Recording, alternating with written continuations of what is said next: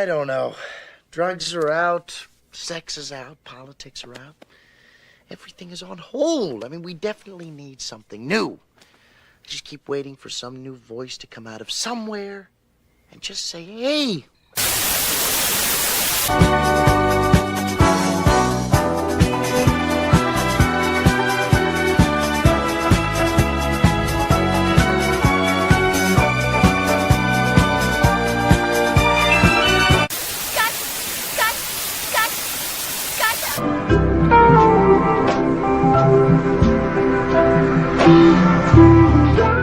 Business. I got my wild cherry Diet Pepsi, and I got my blackjack gum here, and I got that feeling. Yeah, that familiar feeling that something rank is going down out there.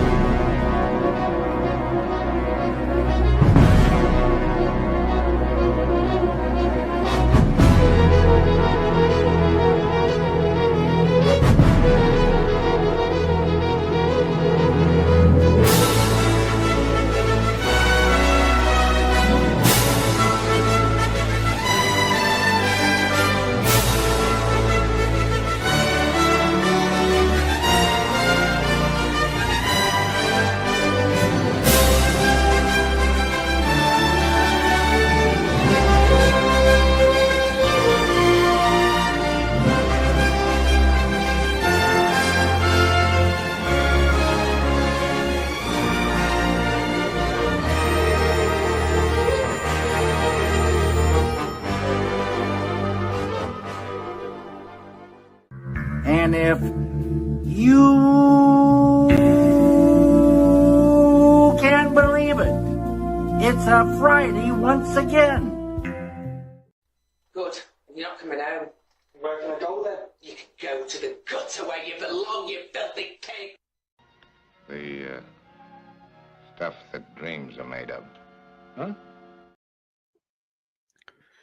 A patchwork of primitive peoples clawing at each other in the dust, mud on their boots, blood on their blades, until a single voice, sharp as those swords but stubborn as stone, melds them together into something greater through a sheer force of will.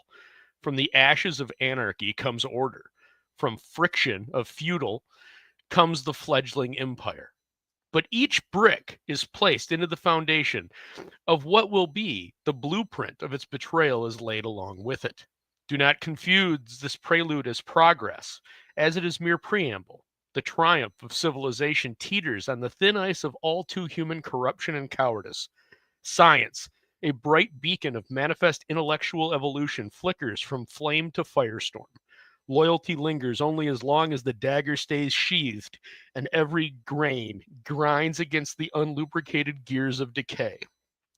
What you are about to bear witness to is the rise of power already in the act of failing, potential energy immediately being transmuted to kinetic just before each step is taken.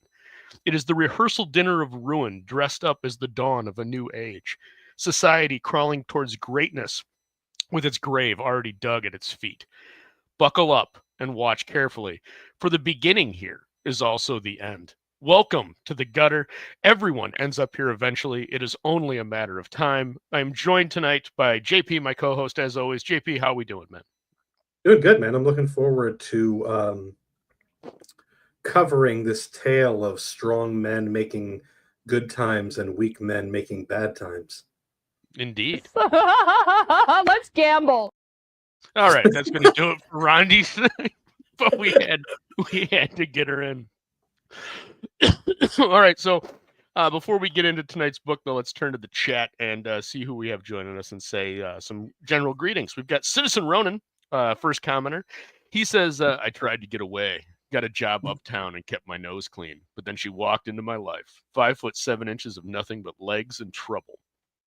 And then scrolling down a little bit, he adds, and then when I knew I was going back, where that rocket was cheap and life was even cheaper, back to the gutter. Indeed, my friend. And Eric Grant offers, I knew she was trouble the moment I saw her through my window, mainly because my office is on the 3rd floor.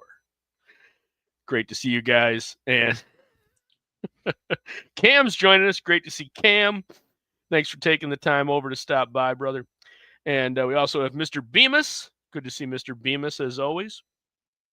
And scrolling down, Eric Grant makes the observation that of all the gutter intros, this is the most recent. It's actually not. The 3rd intro is more recent than that. The Still Believe intro was only used one time prior to this year, though, and that was the Saturday special launch stream for Kill Them Dead. I just repurposed and reutilized it. Scrolling down, we also have Snugs. Snugs has joined us. Great to see Snugs. I'm sure he's already got 4 or 5 copies of the Pit Omnibus trade that's out. Hey, listen, not to interrupt you, but, while we're talking about intros, I appreciate you. I respect you. And I would never look a gift horse in the mouth. But if you want images of Eudaimonia's covers that are more than 8 pixels, I can provide them. I mean, it looks like Dojo's campaign, but only for those. It's funny. I didn't even notice that until last week on how low res those looked. I was like, man, I got to fix that. And I had a bad week, so I just wasn't able to get around to it. But I have been meaning. I'm working on an intro for Hojo too, and I just haven't had any time to finalize that. And then I've got the intro for this show that I need to do. So. Hostman's Lounge is joining us. Great to see Hostman. Remember to think of the Roman Empire every day. Of course, sir. I mean, it's a day that ends in Y, so that always occurs. K-Pop's joined us. Great to see K-Pop. She had Rini on her show earlier today, so good get there, man. We'll probably catch the replay. Eric Grant, Let's Gamble is going to become the new, somehow more obnoxious act, isn't it? Oh, you're late. We can only hope. Oh, what else we got here going down? Scrolling down, see who else we got. I think that's it. Yep, we're all caught up. It was a fun show. Good to hear, man. Good to hear. But moving into tonight's topic, I guess 1,000-foot view. You know what? Before we move into tonight's topic, make sure you go check out Jason Bascom and Ink Spots, Frog G, the Cerebrus key. I haven't updated this image from 2 weeks ago, but it's active over on IndieGoGo. Go check it out. It's a great campaign. And then also make sure you go check out Noirlam Listen. Here's Eudaimonia, you JP praising it. Bancroft has praised it. That's what. Yeah, here's the Bancroft praise for Eudaimonia. That's what I was looking for. But Noirlam Listen is available over on Fund My Comic, where if you are not in the Continental 48, you can find a link to get it easier signed. Well, signed is on the campaign. You can find a link to where you can get it in your own region on the campaign. Otherwise, if you're in the Continental 48, or I guess Hawaii and Alaska, and you want to get a copy, you can just go to your nearest Barnes & Noble or go to barnesandnoble.com and buy the copy. And I'm assuming you still have no idea how sales have done, JP? No, hell no. More than a few, less than many.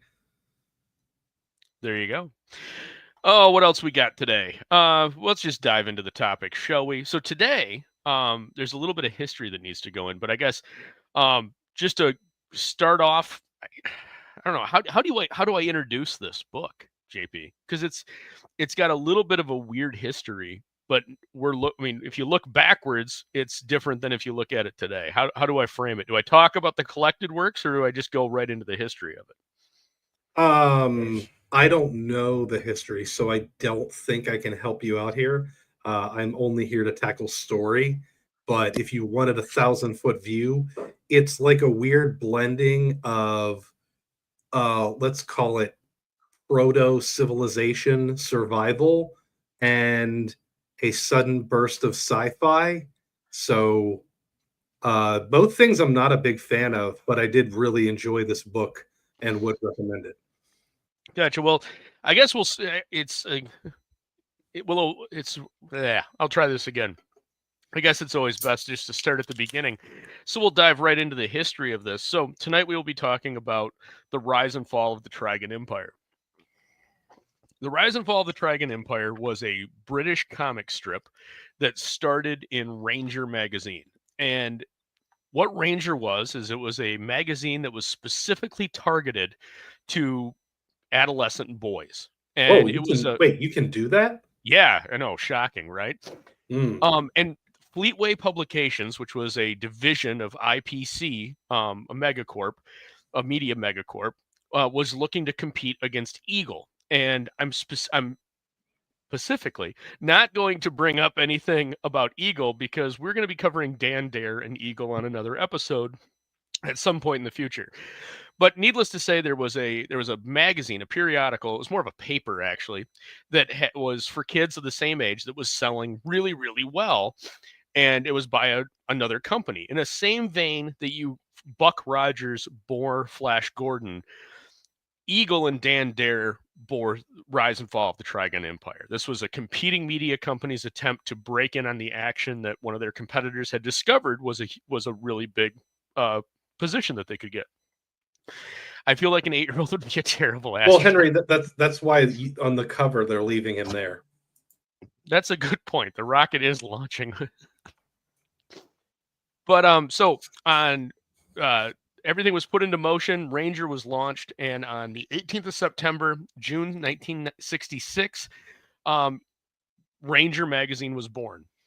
At the same time, they also had launched another magazine, which was called Look and Learn, which had similar format and everything. So they're just shotgunning the market. One of the major differences between Ranger and Look and Learn is Ranger had not just the Rise and Fall of the Trigan Empire, but a couple other ongoing comic strips. And what it would be is this is a weekly magazine. So every week you would get a copy, and there would be 2 to 3 pages of the story in that. So it's a piece of the magazine. The whole magazine isn't this story. This is just one little strip inside of it. Kind of like Prince Valiant is in the newspaper funny pages. But the problem was IPC had too much going on with these two magazines that were trying to compete. So about a year later, on April 9th of April 9th of 1967, Ranger would fold, and it doesn't really go. It folds, but a lot of its content gets kind of pushed into Look and Learn magazine, and so we go from Ranger to Look and Learn. And what was Look and Learn? What did it look like? Well, this is what Look and Learn looked like. And so you'd get a really colorful cover that was vibrant, and it usually was a historical image that was painted. And then you would have articles, and the article, in this example, the first article is on William the Conqueror, and it gives you a little bit of the history of William the Conqueror, and then they've got another historical painted piece. 1066. Yep. And then you got a little bit more history on who was Harold and how did they win. And then we've got Lightning on Four Legs. It's a little article, Wonders of Nature on Rabbits. And we're going to scroll down. We get a nice painted picture of rabbits. You're probably picking up the style of what they were doing. Pretty picture with some information. So, and they're always smaller articles. And it's capturing that attention. It's capturing that, the young adolescent's imagination. And we get the Night on the Bridge, which is an exciting story about a train crash. And yes, of course, we get a nice painting and accompanies it. And then we get Plato, Women Must Equal Men. So we've got a little bit of, propaganda going on in here. I could be wrong, but I think that painting is actually, that wasn't done for this. I think that's a pretty famous painting. No, and they'll mix in, I should clarify that. Yeah, they'll mix in classic paintings. Because again, it's about, this is back when media companies actually cared a little bit about education. So they're not just looking to entertain, they also want to educate the populace a little bit. And especially in Britain, with their rich history, they're trying to kind of bring that forward and get kids to appreciate it, which is always a constant battle. So then we get some Salisbury and the Old Sarnham. So you get like some really nice drawn history and panels here on some of the historical landmarks around the area. And then the World Unknown, we're talking about the ancient world and more history, but we're doing it in comic format. And then we have a great painting of the Walrus and the Carpenter that is then followed by Lewis Carroll's poem from Through the Looking Glass. And then Alice was an Oxford girl, We're moving all into that. And then we get into one of the drawn strips in this, which was a drawn version of adaptation of Ben-Hur. And we move through that, and then we get to the rise and fall of the Trigan Empire. So that's the book, right? That's the story. That's what we're seeing as far as when we talk about what is rise and fall of the Trigan Empire. Well, it's these little pamphlets that are essentially inserted in the magazine of just 2 to 3 pages. It's not a massive part of that magazine. It's just a little part. But what happened was, when they moved over to Look and Learn, it became a huge hit. It was already pretty much the only thing that was propping up Ranger, but when they moved it over to Look and Learn, it rose to the occasion, and it became something akin to Dan Dare culturally with its buying public. And so we go from this small fledgling magazine it becomes this big thing. And so how long did it run? Well, it ran from 1966 until April of 1982. It ran for 17 years as a weekly. Wow. Yeah, those are amazing numbers. Now I'm going to hide out that for a minute. Well, I'm going to go into that.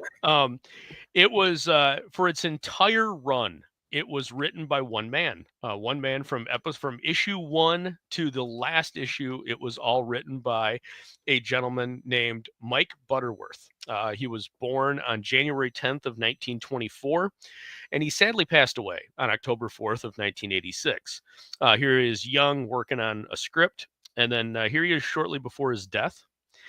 For the first number of years of this, Don Lawrence, the famous painter Don Lawrence. And if you're not familiar with him, and if you're like a kind of an Edge comic fan, you're probably more familiar with Don Lawrence's painted cover work rather than his comic work. He was a painter. Here he's working on an actual page of Rise and Fall of the Trigan Empire.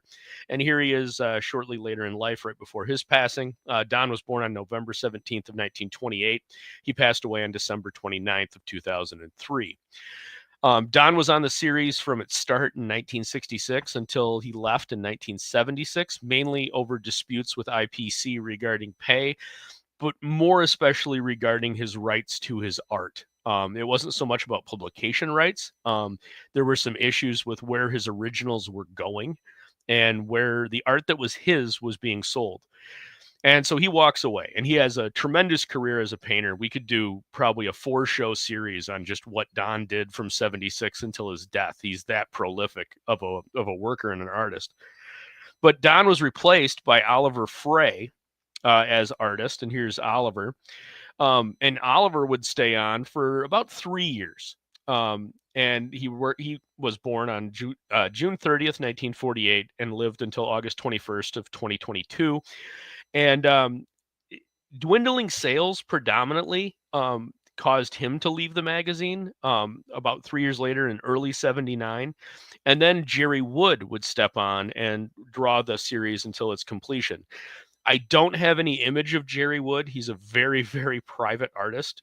There's actually also no exact accreditation of all of Jerry Wood's paintings. Jerry's one of those really weird artists that he was alive during a time where they didn't always credit who did the art. And in all of the media absorption that's happened in the 40 plus years since IPC was bought and sold, we've lost a lot of information. And there's a huge bunch of people that follow Jerry's work. And every once in a while on the auction scene, a painting will come up and it will be signed by Jerry Wood. And everybody flips out and goes, oh my God, we found another one. And this is still happening today. The last one that was discovered as a Jerry Wood original was like last fall. It went to auction, and it was one that nobody had any idea. Nobody had ever seen before. Or I shouldn't say seen before. They had seen it before, but nobody knew who did it, or even can remember where it was originally published. But it showed up at an auction, and it was signed Jerry Wood, and so it was added to the list. But yeah, like I want to take a step back and say, yes. So every issue, this is a weekly. So every issue, they're producing 2 pages minimum. There were very, very few exceptions to that. I think there were 3 or 4 issues in its 17-year run. And again, weekly. So take 17 and multiply it by 52. That's how many individual issues of this is in. Of 3 issues, I think, where there was only 1 page. Multiple issues where there was more than 2 pages, but 2 pages were the standard. And where was it collected? Well, it's been collected a couple times in a couple different ways. The first collection was actually in the middle of its run, and it collected a lot of the early issues. And that was 1973 by Look and Learn. They produced this. This is relatively easy to find. The cost of it is going to greatly vary.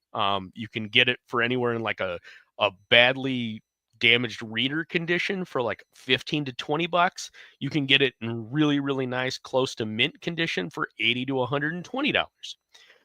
But that's only if you're a diehard fan of the Trigan Empire would you pick this up. And you'll also notice I've been calling it the rise and fall of the Trigan Empire, and here it's referred to as the Trigan Empire. Those 2 titles are used interchangeably on a lot of the published material. If you're not a collector and you're not interested in the historical aspect of this, and I guess I should also take a step back and say issues of Ranger are very rare because they were only around a year, but an issue with Ranger, even despite the rarity, is only going to cost you probably around $5 on the secondary market right now. The problem is shipping, because again, this is a British magazine. There aren't too many of these that made it over to North America. When we do our article on Eagle, I'll talk a little bit about that. Like, I'm pretty sure I have the largest collection of Eagle newspapers in probably a 4 or 5 state range, and I've only got 23 issues. They're just really rare to come across. You don't see them that often. Look and Learn's a little bit different. Look and Learn ran for a very long time, obviously, and from 67 to 82. It's a little bit easier to get, but again, the shipping will kill you. So, I mean, the individual issues range from $1 to like $3. For any of you guys in Europe, in continental Europe, that are familiar with Perry Roden, the famous German series, think about that. That's about where you're at. And if you are familiar with that, I'll tell you this, the pricing differential, I can get Perry Roden stuff from like the 60s and the 70s here in the States in German, and it's going to run me like $1 to $2 an issue for a lot. It's going to be a little bit more than that to get Look and Learn. It's rarer than Perry Roden. But if you are not a collector, like I said, or not interested in any of the originals, and you just want the material right now, and this may come as a shock, but you can head on over to Amazon and Rebellion Press, which is a division of the people that owned 2000 AD, you can get Rise and Fall of the Trigan Empire Volume 1 for to about $15 to $25. It varies depending on your region and when you log into Amazon. I do have a link for this in the description of this video. And last time I checked, I think that was like $20. So soft cover, trade, oversized, over 300 pages for about $20. Kind of hard to beat the price. And on that note, I am going to pause real quick and I'm going to turn to the chat. JP, did you have anything to add in any of that preamble of history? I mean, for $20, look, I mean, if you're in the gutter, this is entirely a possibility. But even if you are illiterate, it's still worth it just to gaze at. Oh, for sure. Absolutely. Henry Bemis asks, so what year is this? This series ran from 66 until 2025. Oh, sorry. Go ahead. Yeah. And Citizen Run says that's quite a run. It's an impressive run in modern media. It's not like Prince Valiant that is a cornerstone and still is being run. This is a little bit different. So Citizen Run says lots of great British illustrators most have never heard of. There are so many painters. The number of British painters that did comic work is astounding. And the deeper you dig, the more names you come across, and you recognize most all of them from book covers or things you've seen in D&D manuals or role-playing manuals or game manuals. Yeah. They show up everywhere. I was wondering if this was a similar case to what was that the guy who did the Disney Donald Duck comics? Oh, Carl Banks. Yeah. And Henry Bemis says, I love painted comic pages. The original art looks so cool when you see it in person. There's definitely a texture to it that you don't get anywhere else. And you'll see that when we start getting into some of the pages here for some of the issues. Black Justice has joined us. He says, shit. Great to see you, man. And we're scrolling down, see what else we can get you kept on. Snuggie says, photocopy the pages, staple them together, and launch a crowdfund all this. Well, I can't because the copyright is not in the public domain. There is a little, well, I should rephrase that. It's a little nebulous. In fact, here in a minute, I'm going to be pulling up the Internet Archive, which has the first 20 serialized stories in it, which is about the first entire volume or trade that you can get on Amazon. And we'll talk a little bit about that and charge $75 for it. Snug says, nice, I'm illiterate. So there you go. And laugh out loud, copyright, schmopyright, indeed. But yeah, like I said, this ran for 17 years. And so, like I showed you over on Amazon, right? Here's the volume. Here's the cover. This is the full cover of what it looks like, 300 pages, volume 1. Mike Butterworth, the writer, Don Lawrence, the artist. And then we have volume 2, which has Rob Embleton stepping in for doing some kind of stand-in work. But this is volume 2. And again, volume 2 will run you $15 to $25, depending on when you connect to Amazon and what their stocks are and what the market is. But again, 300 pages. And let me go through this too. Volume 1 covers September 18th, 1965, when it debuted, until the May 18th, 1968 issue. Volume 2 then picks up at May 25th, 1966 to November 14th of 1970. Volume 3 covers November 21st of 1970 to February 10th, 1973. Volume 4 covers February 17th, 1973 to March 29th of 1975. Volume 5 covers April 5th, 1975 to May 7th of 1977. Volume 6 covers May 14th of 1977 to September 29th of 1979. The next volume, Volume 7, is slated for release in quarter 2 of 2027 and will conclude the series. There are talks out of Rebellion that Volume 7 will not be the end because they have production sketches, notes, and other things that they will produce as kind of an appendix in Volume 8. If they actually do that, this is a phenomenal 8-volume series that for $160 you can put on your shelf. It's over 2,000 pages. It's just insane the price point that these are sold at, and they sell fairly well.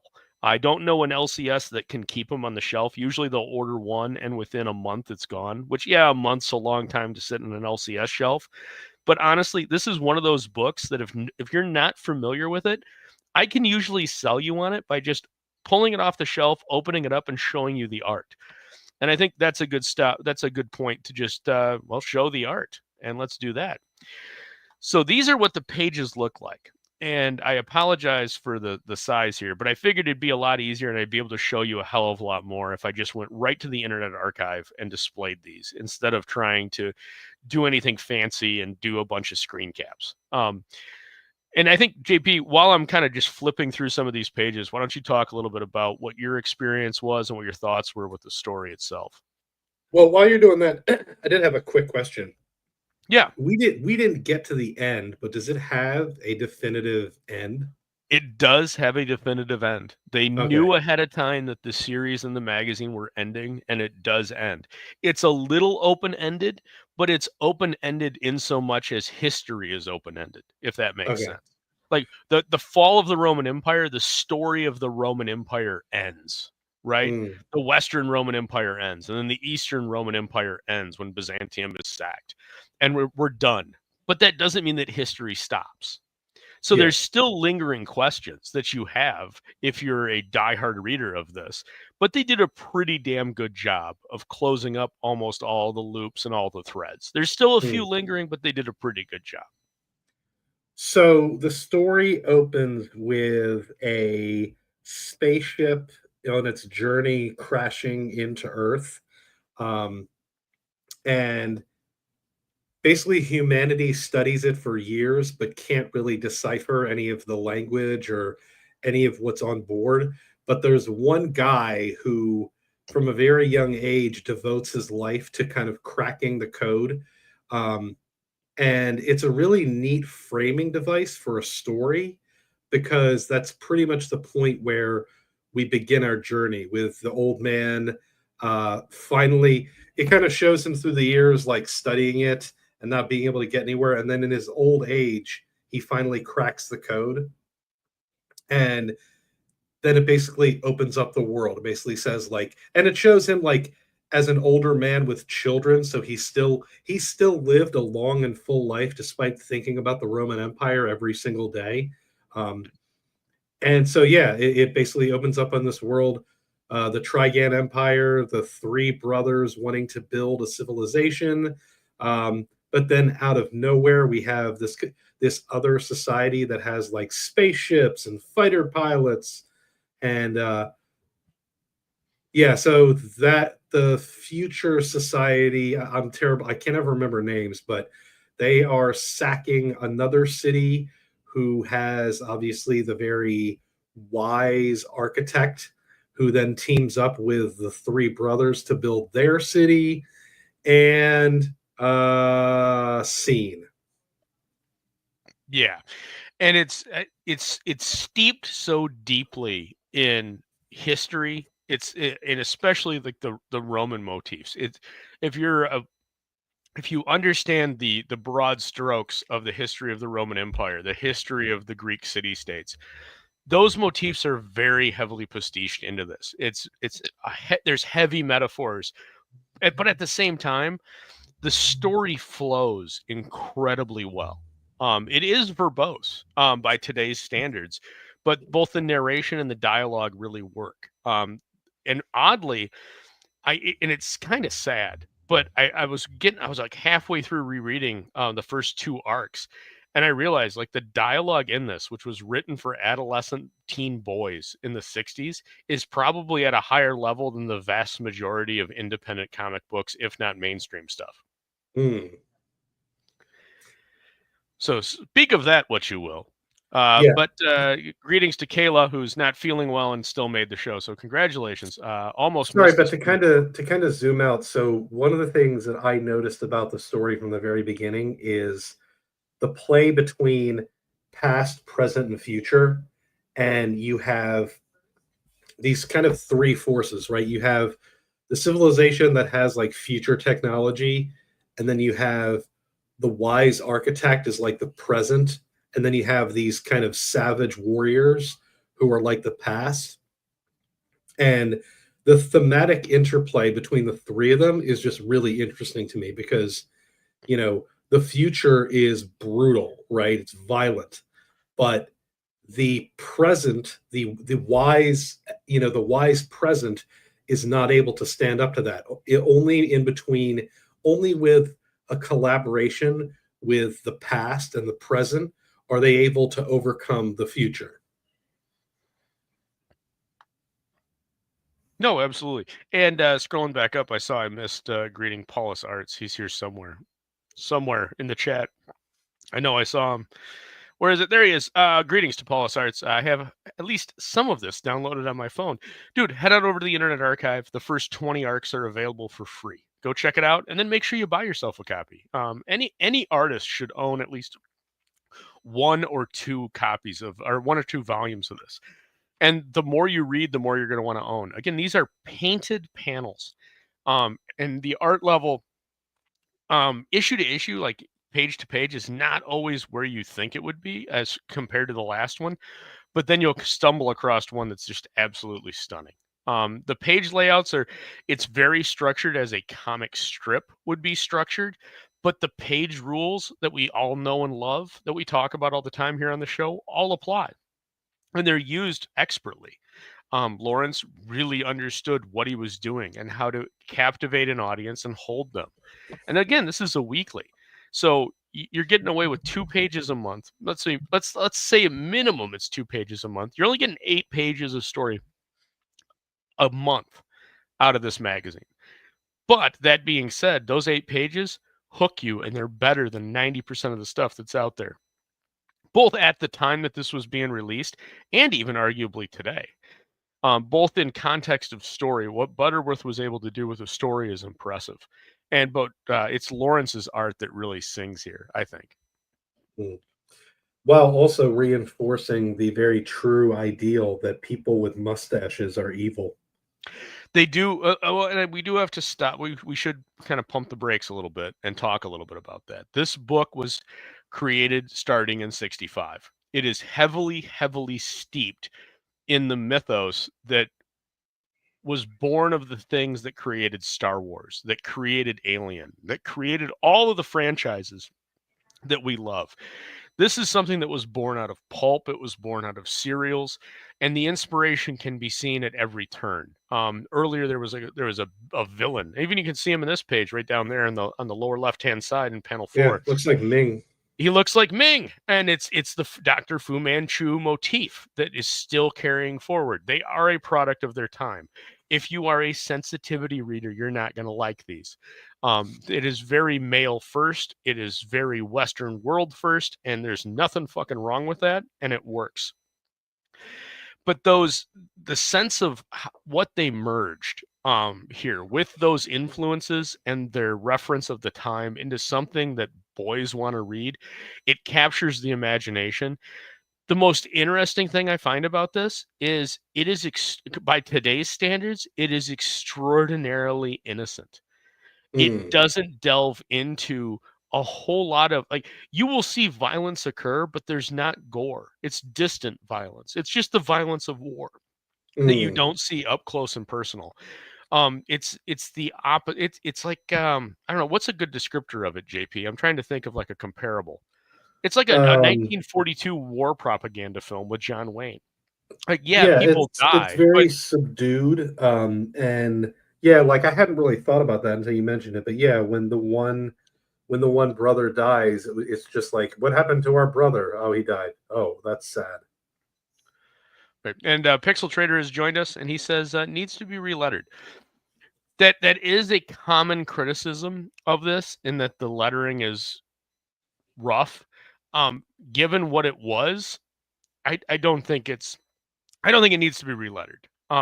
It works for what it is. But yes, by modern semblance, it's certainly not in the context of what we would expect, for sure. And I was also going to say this as well, just Antifa violence and BLM violence. Exactly, he gets it. I was going to say, out of habit, I'm so used to narration being in a different background color than dialogue that it's taken me a while to get used to white on white. Right. And that is a valid criticism, but it's different because this is coming as it's more of a comic strip, but it's a comic strip of the kind that we're not used to Yeah. here, because our comic strips are the funny pages. We don't think of comic strips like the British do, which are more like our comic strips were in the 30s, where it was more of an insert that was multi-page. And that's where our comic strips were born from. And really, we need to do an episode on that too, JP. We should go back to the 30s and talk about what comic strips used to be like and where the comic book came from. But again, I think Kayla was the one that asked. The entire book is painted. Well, again, I have to be careful with that, because this really isn't a book. It's a comic strip. It's a weekly comic strip, 2 pages minimum for the most part every week. And yes, they were painted. Every panel was hand painted. Whether it was Don Lawrence, who was the artist for the first 10 years, whether it was Frey, who was the artist for the next 3 years, or whether it was Wood, who was the final artist until the run ended, all of them painted every panel by hand. So it's a complete series of 8 volumes of 300-page books of painted panels. And to give you an idea of the quality, imagine in your mind a close-up in a standard comic book and how much more definition is put into the face. Every face in these, no matter how big or small, has that same level of detail and definition. No, for sure. And actually, you called out 2 particular panels that we'll be looking at here shortly that shows that. Wasn't the first comic in a women's magazine. I don't know that for sure, because when you're going that far back, because if you're talking about comic, you're getting back into like 1890 territory. And so then you're running into the issue of we don't have reference. That goes back to the intro that I did last March for my pulp, my first of what I hope will be a series on pulp. And when I was talking about that, like, you really have to pick a delineation point where you start history, because we just don't have enough, because it was the stuff of that era was printed on such poor quality paper that even the stuff from the 1890s, we still have a little bit, but a lot of things from that probably would have inspired or had comics in them prior to that just would have been on such low quality paper that they just don't exist anymore. Yeah, and not only that, but if it was in a women's magazine, then nobody important enough would have read it, right? That is also a very nobody that you valid could point. believe anyway. Well, that is such a question that would come out of a grifter too, Kayla. Thank you. Pixel Trader says, it works. Certainly, it just hurts me with some of the text justification. And again, you got to understand, this is from the 60s. It gets a little bit better. In fact, I'll skip ahead a little bit here in a minute and show you some of it does improve slightly. Again, I'm only showing the first 20 arcs, which only goes up through about, this is 65, so until about 66, 68. So we're not going to get a whole lot of the newer stuff, but when you get into the stuff from the mid 70s into the early 80s, the lettering does improve, and I think will appease your semblances a little bit more, Pixel. Kayla says it reminds me of a Gold Key comic. Well, that's, of course, it should, because a lot of the Gold Key stuff was indeed painted in the similar style to this. And then, but yeah, we got these. So let's pause that for a minute and talk about one of your panels. This was a panel you did a little relettering on, JP, in homage to our famous trailer that we throw up over on the Wednesday show, regarding David Lynch. But this gives you an idea, and your comment, your narration change and dialogue change aside. Now, did you leave a plate of black coffee out for me? In the future, please leave a plate of black coffee out for me. Also in the past. So thank you. Thank you for that. This will now be in full rotation of meme territory. I just thought it looked just enough like David Lynch. But no, to your point earlier with the faces, this is just this is a panel, a corner panel in a page that has 4 other panels on it. And this is the level of detail you get. There's a richness, there's a texture. I mean, feathering. If you just saw this, you'd be like, damn, that's a good painting. this is just one panel on a page. That gives you the idea of the quality that we're talking about that extends throughout the entire 8-volume, 200 or 300 plus page each series that ran for 17 years. There's a reason it was so successful. Looking a bit leathery. Yeah, and Citizen Run says, all this, Kayla's here. Let's gamble. Nope, Ronnie only appears on Wednesdays, and she will get one appearance every gutter, maybe. And she already had her appearance, so let's hold off on that. Coffee was used by cowboys to make rubs for steaks. Well, interesting, awesome one. I did not know that. But the other one that you offered up was this, and I like this, the chief science of the Loca, which was one of the other tribes. And again, we've got that Ming thing going on with his face. And no, it cannot be true. Like, and this is the other thing that I really haven't talked about is while it is very structured in its formatting and layout, I really haven't paid enough attention to the detail of how those pages are laid out. And some of the creativity that Lawrence does in these is just absolutely brilliant. Because again, if he's only presenting you a minimum of 2 pages a week, he's got to hook you. So that page has to be chock full of action, exposition, dialogue, characterization. There's a lot that's got to go in there, and he's got to transmit that all across just 2 pages to keep you hooked until the next week. And he does it expertly time and time again. And you see it here with that unique inset where we're doing a circle. I can't credit that kind of thing enough. We're look doing at some the unique detail in the facial expression and the wrinkles around the eyes, but then look at the robe. Look at how much detail went into the texture of that robe. No, for sure. And this is the kind of book that a guy like Stippling Vaughn I know would appreciate, because I know what he's going to. I know a guy like Citizen Ronan's going to appreciate it because they are painters. I know Skunk's familiar with this as well. So I know Skunk appreciates it, but when I look at a lot of this, a lot of the little minute details and how they're just muddied just enough that it works. Because again, this is a small panel on a full page, but you still get that robe has texture, it has weight. His face has age lines. You get the sense of weight. Just really, really nice touches. That man, I have to imagine if you are not familiar with this as an artist, you need to be. Because this is exquisite stuff. And if you're just starting down the painting role or you're a colorist, there is, I have to imagine, an immense amount of things to learn. I'm not going to speak because I'm not an artist, but I can imagine a guy like Donald just like drooling over a book like this and picking up little things just by looking at the pages and seeing how Lawrence managed to capture certain things. That robe has had many shags. Indeed, that is a shagtastic robe. He's a massive asshat, but I have so much respect for his work. Who the hell is that? Oh, I would love you guys to take a look at J.H. Williams, the third's work on Batwoman. I'll make a note of that, Pixel. Shoot me a DM and remind me, and I'll see if it's not something that's worthwhile. And we've got Henry Bemis saying, "Goddamn, Kayla, that's dark." And that, of course, is in reference to Kayla talking about Ronnie. I'm sure she's broke from gambling and has lung cancer. I do not think that Kayla is a fan of Ronnie. That's a shame. I'm picking up on that. I'm gonna, you know what that makes me realize though is I'm gonna miss Kayla. Henry Bemis is silently wondering. Ronnie is growing on me. I wonder what she's doing now. Oh man, do I do it one more time? I think we need. Yeah, I think the obvious answer is we need to do it one more time. Let's gamble. Oh man. He worked with Alan Moore on Promethea. Oh, he's the artist on Promethea. Yes, I know who you're talking about. Yes, he is extraordinarily talented. He is also a shithead. We're on the same page, Pixel. Thank you. Kayla is saying, "Fuck my life."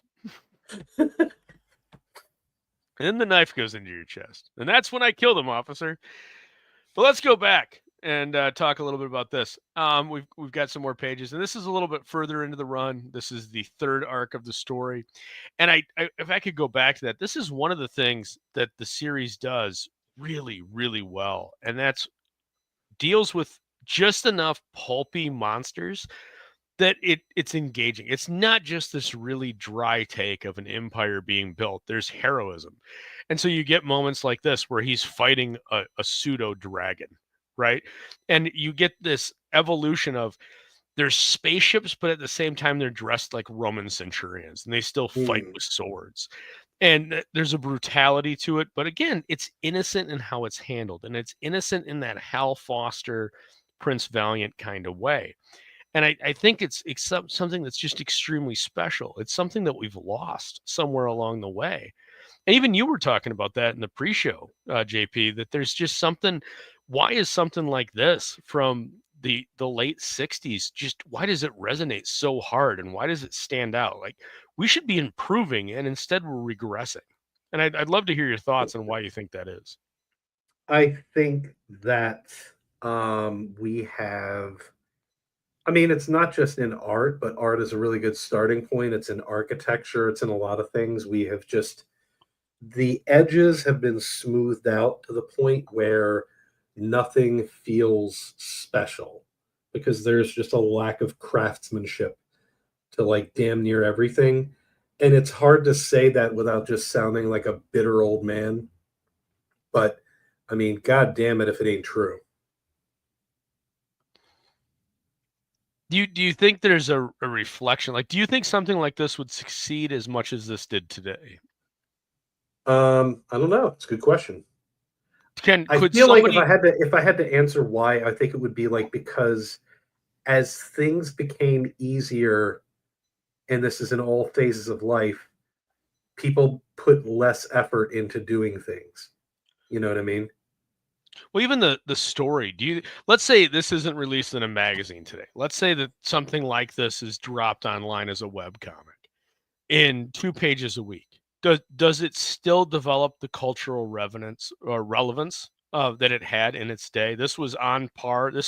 This really, if Dan Dare is Buck Rogers for British society in the 60s, and it's as important as Buck Rogers was to America in the 30s, then this is the Flash Gordon. And I think this had more, again, I'm not British and fuck the crown, but I really need to reach out to some of my British friends, God rest their souls, for being British. But I'm really curious as to what has more relevance today. I think it's Trigan over Dan Dare. Dan Dare's had a couple of radio serials. The BBC's tried to reboot it. But I see everybody praising Lawrence's art constantly, more than I ever see Dan Dare's art praised. I see Dan Dare might have had more of a cultural impact immediately, but I think this had more, Trigan had more of a legacy. And I've also seen Trigan has jumped over to North America, and I see people talking about it over here, and that's why I wanted to bring it up. But this in particular, does it still resonate for you? Do you think this would resonate? Could you put this in front of a modern 11, 12, 13-year-old, and would they want to read it? Or do you think it's too dry now? Do you think it doesn't have the action as much as it is action oriented, as much as it does move forward? Do you think it would fall flat? I think it might, and I think it's because people like you and I are nostalgic for things like this, but a lot more people now are nostalgic for the 90s. So that's what the modern aesthetic is aiming for. You know what I mean? So the same affection that you have for things like this, there are people now that have that affection for like image shit. Right, but image is shit. That's my point. There's no story there. Does story matter anymore? I guess let's cut to the quick. Does the story matter, or is it just the art? Is all that people care about now? And when I say people, the vast majority, do they care about art, or do they truly care about story? Do they still want to be moved? Do they still want to be stirred? Do they want to have that doorway to escapism? Or are we such a visual media captivated audience at this point because of streaming, because of television, because of movies, because of video games, because of all of the different stimuli that we have, let alone the fact that we now hold a portable computer in our hand that absorbs the vast majority of our downtime? Do we have the capability of dealing with a story that's written on this level as a society? No, I doubt it. Is there what segment? I mean, if you had to put a percentage on it, if let's say 50% of the people were really engaged with this story within the demographic that this was targeted at, what percentage do you think that exists now? Do you think it's less than 10%? Do you think it's 25%? I think it's less than 3.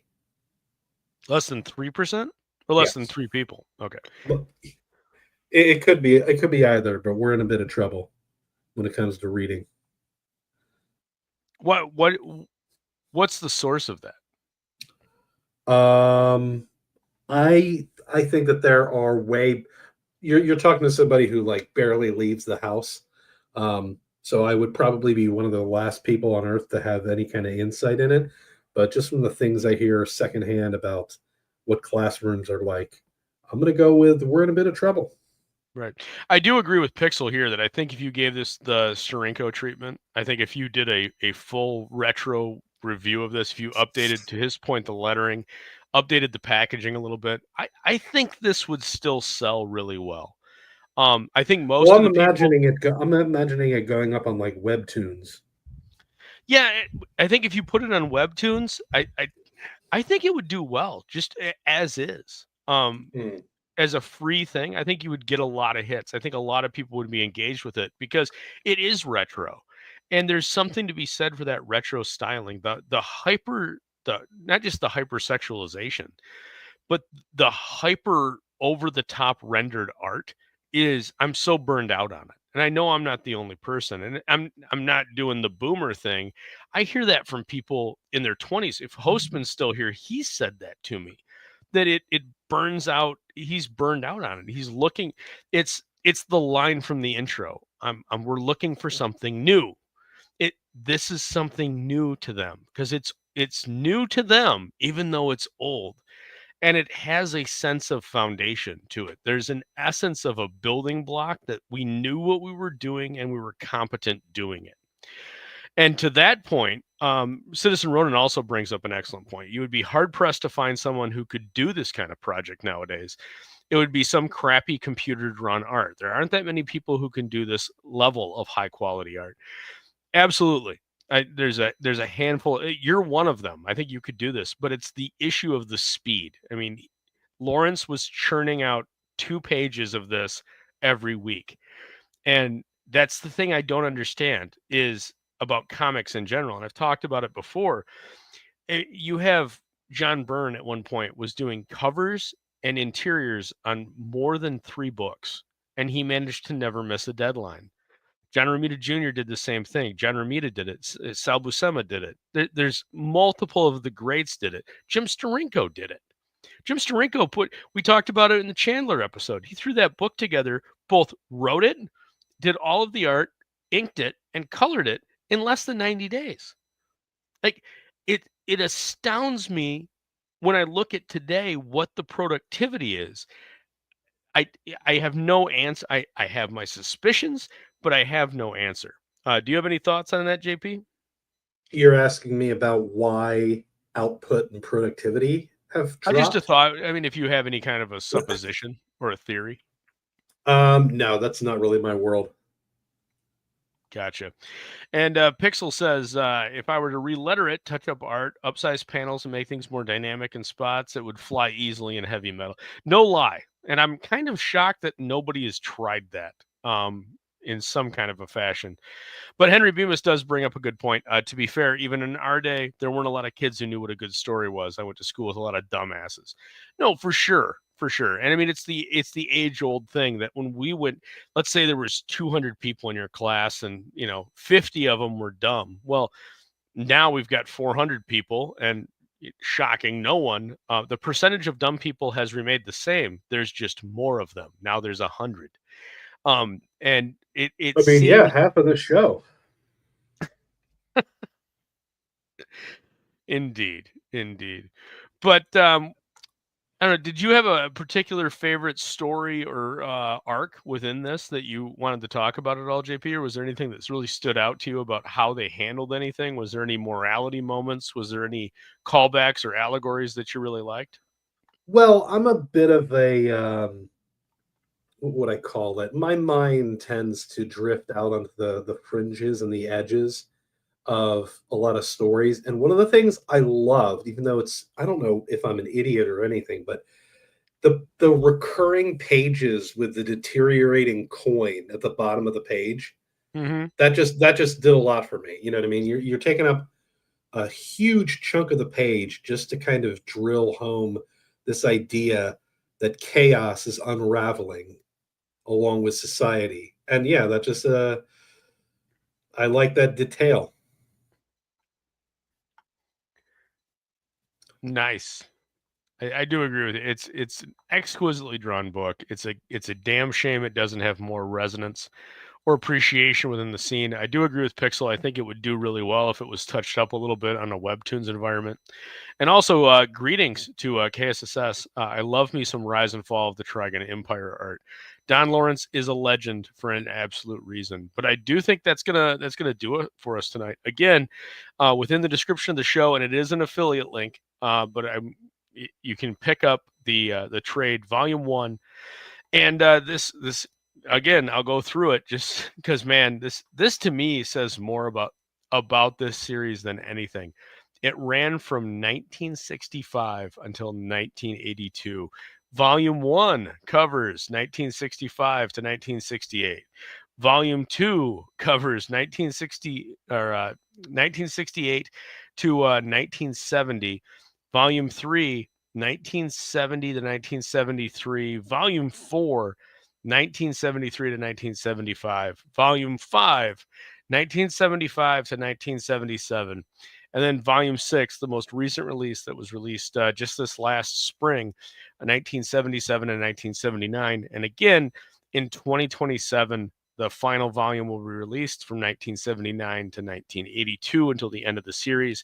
And then the rumors are that 2 years later, they have a full volume of extras that will be released in Volume 8. So my eternal compliments to Rebellion Media for putting this out there and making it as affordable as it is. 300-page trades, 6 of them on the market for roughly $20 a pop. Absolutely stunning and well done. But last words go to you, JP. Let's gamble. Well, I will be dropping the link to chat with us in the back room I'll be dropping the link to chat with us in the back room in the comments and the chat if you want to join us. Otherwise, I think that's going to do it for us tonight. If you're out there, make sure you have a safe weekend, and we wish you the best. You got to find the outro. JP, cover Dead Air. Hey guys, so the thing with the thing in the news everybody's been talking about lately. Let's gamble. This is blood for blood and by the gallons. This is the old days, man, the bad days, the all or nothing days. They're back. There's no choices left.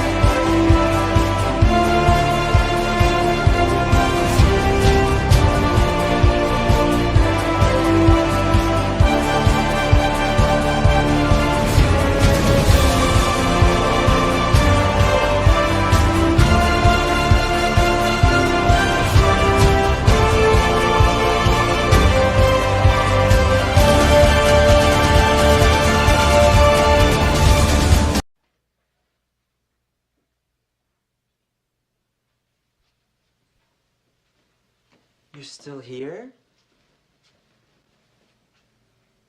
It's over. Go home.